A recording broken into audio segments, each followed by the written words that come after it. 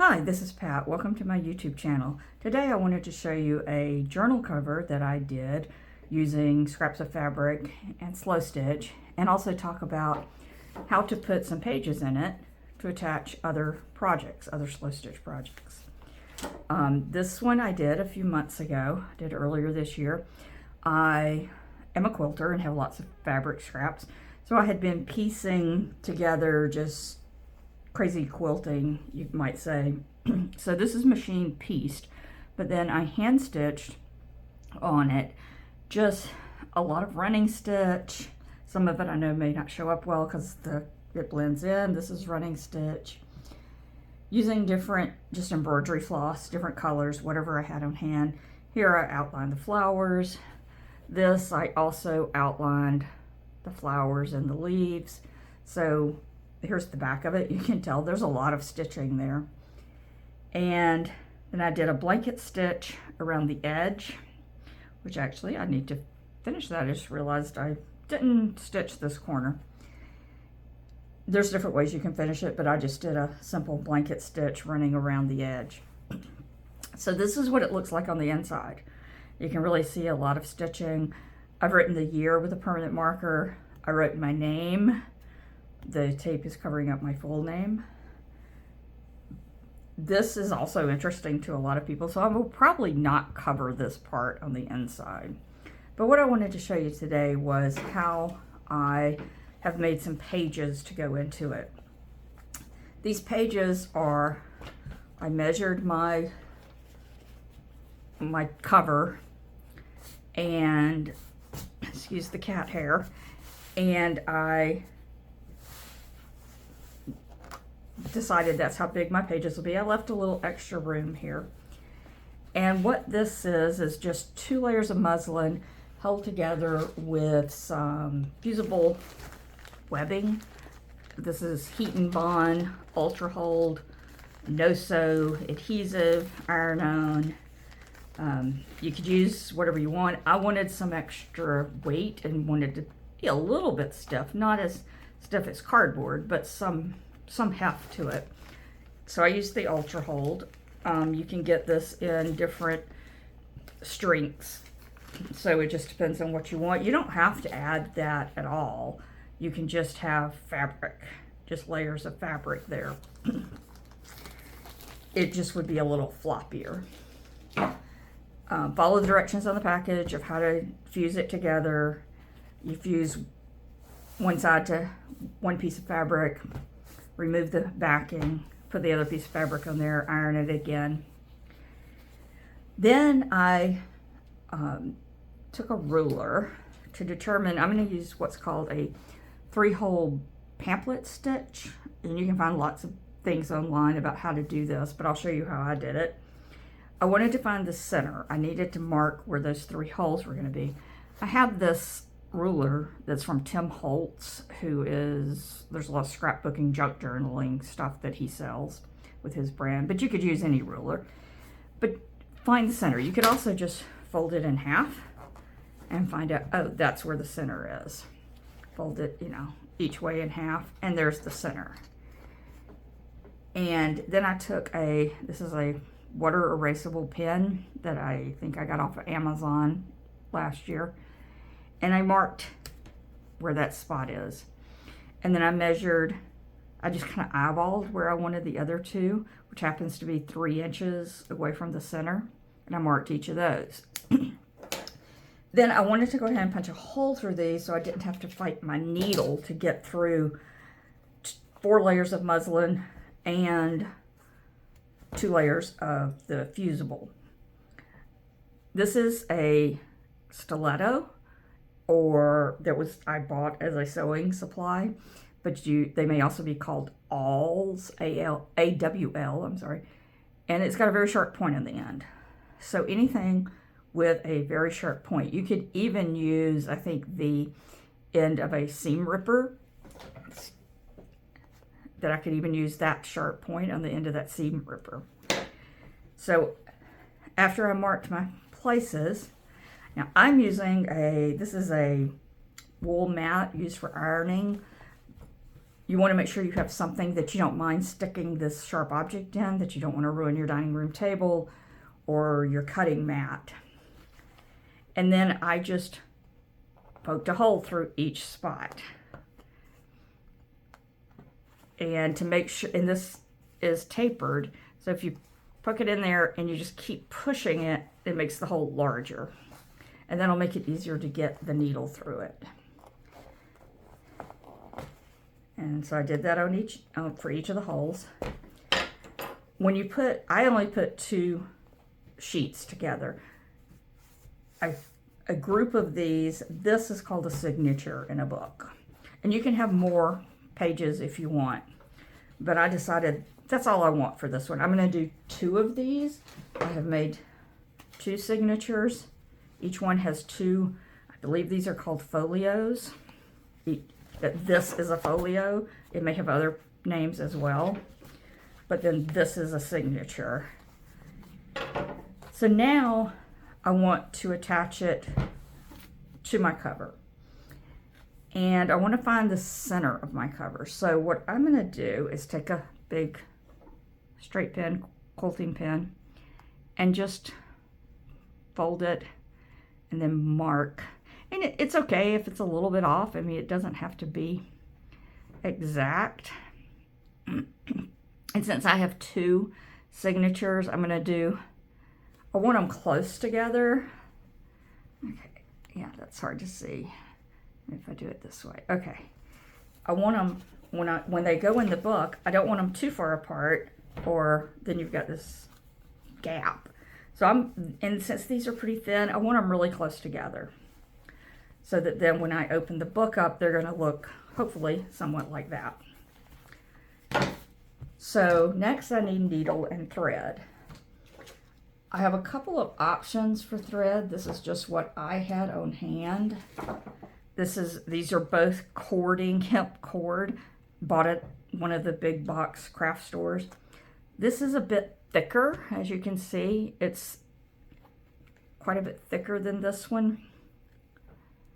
The thinner one says 10-pound hemp cord. This one, it doesn't say. I don't know. It's kind of an old package. And these are often sold in the part of the store that sells jewelry making supplies. And I'm sure there's probably some other options. You can get waxed cording. You can get in bookbinding supply stores. I did try this, but I decided it was too thick. The darker one doesn't look as thick as the lighter one, but I just felt like it was a little too thick for my likeness, so I took it out. So I'm going to use this thinner thread. And then here's the needle I'm going to use. This is a chenille needle. It's made by DMC. I think it's the size 18. There were multiple sizes in here. A chenille needle is sharp on the end, but it has a big eye. So this cording should go through it pretty easily. And at the same time, you've got a sharp point. You have to be careful because some different needles that have big eyes, the point is dull on purpose.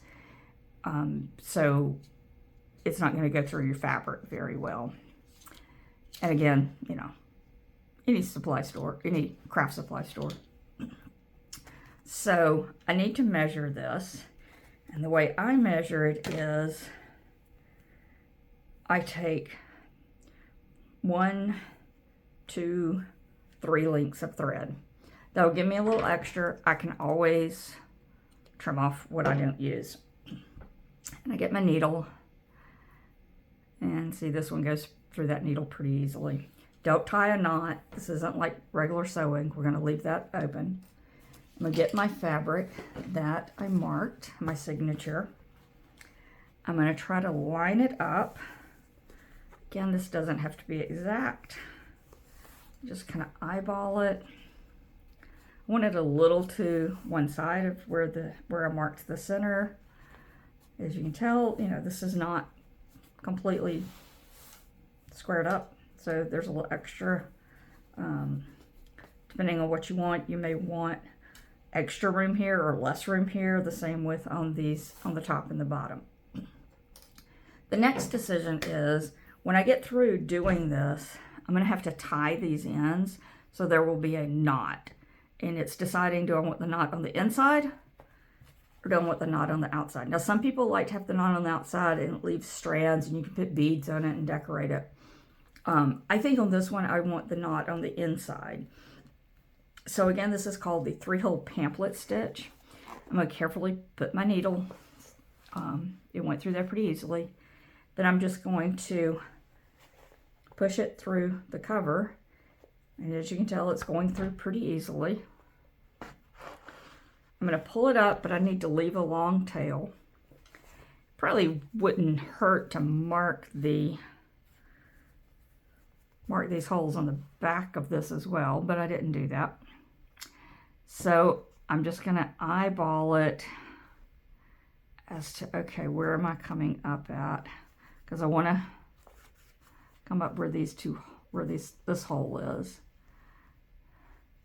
It doesn't have to be exact with it being fabric. It's a little flexible. If you have a little problem pulling your needle through, you may want to have a small pair of pliers handy. Okay, so now on the outside, here's the string. I want to hang on to this end and pull that tight. Then I come down. So I went in the center, come back out the top one. Keep restraightening my pages. Sorry if I got that out. Restraightening the pages. Now I'm going to come in down here at the bottom. Just like I did before, I'm just going to push it through. May have to apply a little pressure. I'm going to get this tail out of the way. I'm going to hang on to both ends, make it, if you pull it too tight, you can see it flexes up, but we want it to lie flat. Now I need to come from the outside, I need to come back up through that hole. So I go around here.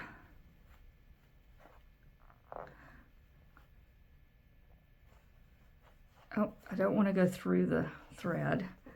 Okay. Hang on to that end. Again, pull. Get the tail out of there. So on the outside, it looks like this.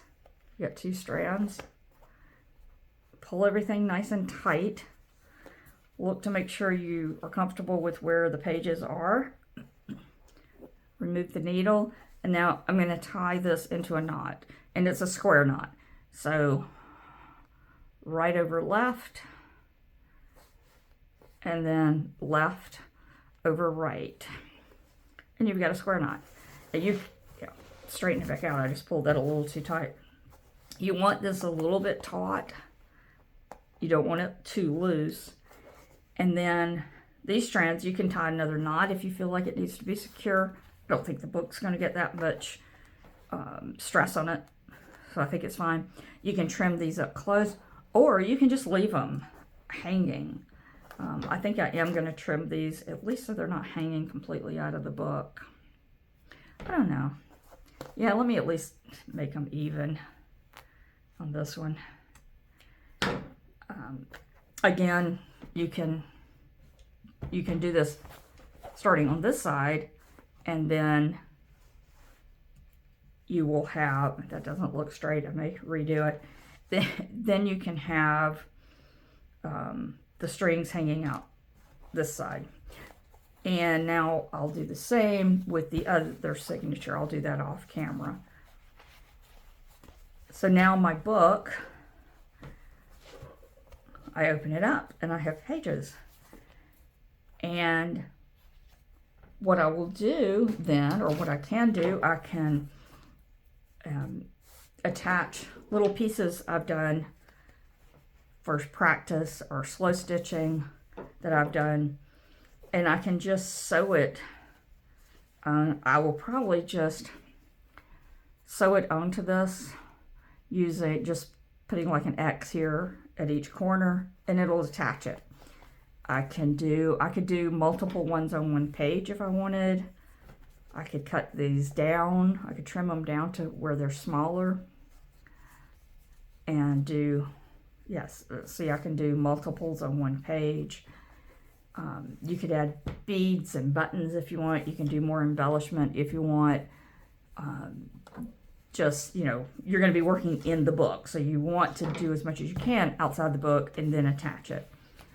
You can also make the signatures out of paper and any type of paper, printer paper or watercolor paper, whatever type of paper you want. And then I could also, I've seen some people, you know, if you use paper, then you can write on it. But even this, I could write on using something like this Pigma Micron pen if I wanted to put something on here and then write the date I had done the stitching or what the stitching is about, or, you know, sample for, you know, doing a wheel. I could write that on here with a fabric marker, or I can just leave it plain. So, and that's what, and I can do, you know, one here.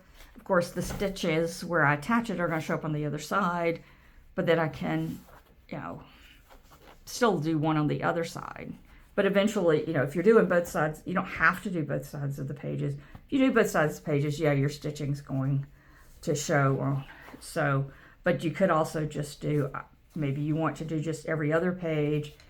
Here you'll see the stitching, but it's not going to interfere with what the next piece is. And when you apply this piece, you apply it on the back here, it may interfere with what you have on the first page. Hopefully that makes sense. So hopefully this has been helpful. And if you liked what you saw, please give me a thumbs up. Click the subscribe button. And I look forward to seeing you next time. Bye.